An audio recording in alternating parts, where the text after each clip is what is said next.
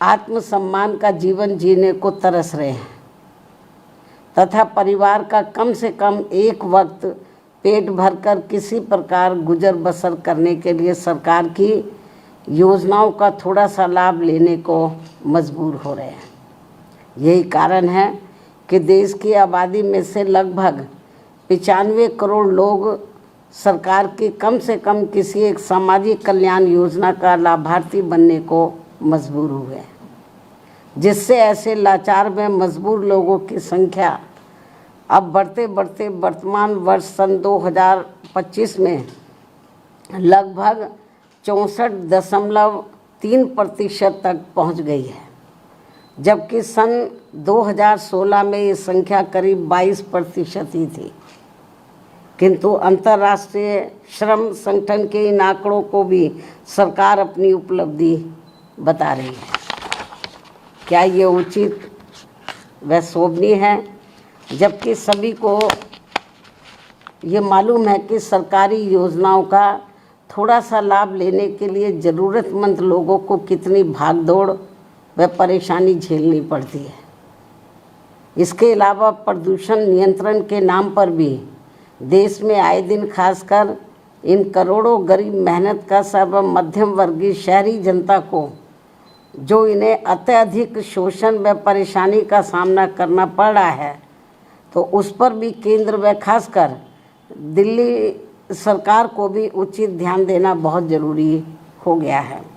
वास्तव में लगभग 100 करोड़ से अधिक गरीब लोगों के भारत देश में वाहन प्रदूषण रोकने के लिए उसकी जीवन सीमा पर सख्ती से अनुपालन के अलावा और भी दूसरे बहुत सारे उपायों पर सरकार द्वारा अमल किया जाना चाहिए, जो ये बहुत ज़रूरी है, ताकि इस ट्रांसपोर्ट के उद्योग धंधे में लगे करोड़ों परिवार वालों के जीवन को और अधिक तंगी और परेशानी वाला होने से बचाया जा सके। साथ ही दिल्ली की सरकार द्वारा गरीब व दूसरे प्रदेशों से भी खासकर यूपी, बिहार व बंगाल आदि राज्यों से रोटी रोजी के लिए पलायन करने वालों को यहाँ बिना कोई दूसरी व्यवस्था किए हुए उन्हें जिस बेरहमी से उजाड़ने का ये जन विरोधी रवैया अपनाया जा रहा है, अर्थात उनकी झुग्गी झोपड़ियों को जो तोड़ा जा रहा है जिस बेरहमी से, तो ये अति दुखद व शर्मनाक भी है। लेकिन दिल्ली सरकार बहाना क्या बनाती है कि हम कोर्ट के आदेश का पालन कर रहे हैं, लेकिन माननीय कोर्ट ने ये नहीं कहा कि जिनको आप उजाड़ रहे हैं तो उनकी आप दूसरी व्यवस्था किए बिना ही उनको उजाड़ दें।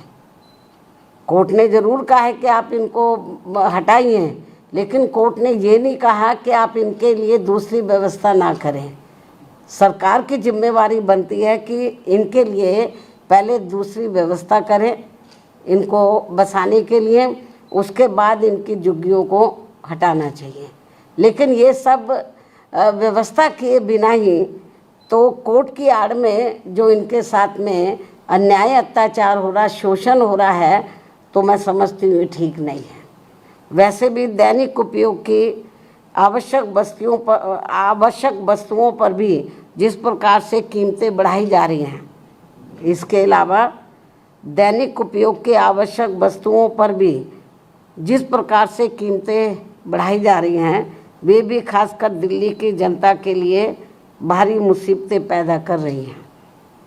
आमदनी कम व खर्च ज़्यादा से लोगों के अच्छे दिन की उम्मीदों का फिर क्या होगा? ये सामाजिक भलाई के संबंध में सोचने वाली अहम बात है। इसी क्रम में देश भर में बिजली की कमी ने भी केवल आम लोगों को ही नहीं बल्कि पूरे व्यापारी वर्ग व छोटे उद्योग धंधों को भी बुरी तरह से प्रभावित कर रखा है। दिल्ली व यूपी सहित कई और राज्यों में भी बिजली के निजीकरण का उचित लाभ किसी भी ज़रूरतमंदों को संतुष्ट नहीं कर पाना भी सरकार की नीति में ये खोट व कमियों को जग जाहिर करता है, दर्शाता है। सरकार इस समस्या का भी संतोषजनक समाधान जितना जल्दी निकाल ले तो वह उतना देश हित में बेहतर होगा। अब मैं अंत में अपनी बात यहीं समाप्त करती हूँ। धन्यवाद। जय भीम व जय भारत।